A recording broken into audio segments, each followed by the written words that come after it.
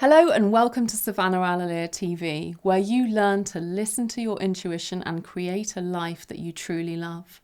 There are no gurus here because you are your own guru. I'm simply here to remind you to pay attention to that guru that's inside of you. Unsure if you have a guru inside of you? Trust me, you do, because we all do. And when you learn to listen to it, that's when magic happens. Today I'm going to focus on supporting you to settle in to your space in your home zone. Your home is your sanctuary where you recharge and refresh yourself, so it's worth making sure that your environment is a sweet and pleasant place to be. To create the best settling in space, start by figuring out what your needs are. Ask yourself some questions and write down the answers in a journal. I recommend you do this for 5 minutes a day, every day over the next week to really get super clear. Some questions you can ask yourself are, what do you need to do today? What would you like to do today? What is one thing you can do today to help you move towards your long-term projects? What is one thing you can do to nourish yourself today? As you answer these questions, consider your personal needs and the needs that you have for yourself within your environment. And remember, rather than aiming to have a Spartan-like living space that looks like a model home, choose to organise your space in a way that feels homey and natural to you. One person might prefer lots of knickknacks and fluffy blankets in their space, and another person may prefer a more sparse living space. Just ask yourself, does this space work for what you want it to do? For example, if you're using a room as an office, do you feel clear in your mind and able to focus on your work when you sit down in that space? Does your kitchen inspire you to create beautiful meals? Does your bathroom allow you to relax and release? Now, my top tip is to start small. Try doing one room or area at a time rather than a huge, massive overhaul.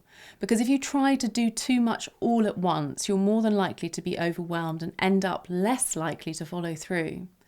So once you've tidied your one space to suit your needs, you can begin to do what I call condition that space. I hear you ask, what the heck is conditioning a space? Allow me to explain. Conditioning your space is more than just cleaning. Think of it like washing your hair. The cleaning is the shampoo, and then the conditioning is, well, conditioner.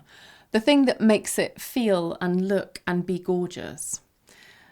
This is more than just a sort of hair care routine for your home. It's like a way of life. So imagine a place you consider to be a sacred space, a place that holds a special feeling, one that's calming, centering, nurturing, and even restorative, where you feel held immediately, precious, intentional, bright, and clean. Are you imagining such a place? I hope so. It might be a cathedral. It might be a stone circle. It might be a place in nature. Heck, it might even be your favourite record shop. It doesn't matter where it is. What I'm asking you to tune into is that feeling of sacredness that comes from the intention and energy focused on it over a long period of time. Although in the past, this conditioning has mainly been kept secret and reserved for special places only, like religious buildings, you can also use this power of your focused words with intention to condition the atmosphere in your own space. That's a fancy way of saying, say nice things and make it feel good. So you can use your thoughts and feelings to condition a particular space in your home, whether it's a yoga space, a tranquil and productive workspace, a sanctuary of rest in your bedroom, or a nourishing, cozy communal kitchen space. In conditioning your space, it's important to include 5 certain qualities or elements in that process. Bringing these elements into the space allows you to feel more expansive. So these elements are simple. They are water, fire, earth, air, and ether. Water will represent the emotions, which includes water in your space. This could be like a diffuser or perhaps a small water feature. Fire represents spirit, and you can include a fireplace. It could be a candle, as simple as a candle. Just remember that, keep it safe, because that's the most important thing. Earth can represent the physical, and ways to bring Mama Earth in include having plants or flowers in your home, or sand if you want to make a Zen garden, handy if you've yet to grow a green thumb. You can also add small clear quartz points into the corners of the room to help balance that earth energy. Air represents the mind. Try burning incense, Palo Santo or sage. You can find all sorts of lovely scents for every taste and mood. No need to smell like a hippie shop unless that's what you're into. Ether, which is the fifth element, represents the vibe. This is the culmination of all the other elements, creating the atmosphere in the space.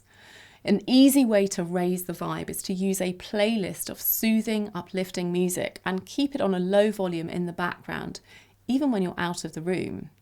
Now, bear in mind, you may have been conditioning your space in a negative way without even realizing it. So if you walk into your office and you think, ugh, work, then you're creating a vibe of resistance in that room. Also, if the thought of doing your work makes you cringe, we need to talk. So send me an email, tell me why, and then we can chat about it. What I'm saying is stop conditioning your space in a way that's unuseful for you and start conditioning it in a way that allows it to be calm, vibrant, and restorative for you. If you're new to this idea, again, I suggest you start small. Pick a space in your house. Could be your bedroom, your office, your garden. Set up small things to condition that space. And when you clean your space up, organise it and get it just how you would actually like it to be. You support yourself to shift your perception of your space by doing this. And by choosing to condition your space, you create a safe, sacred, delicious sanctuary for yourself. A happy home means you'll have a happy heart.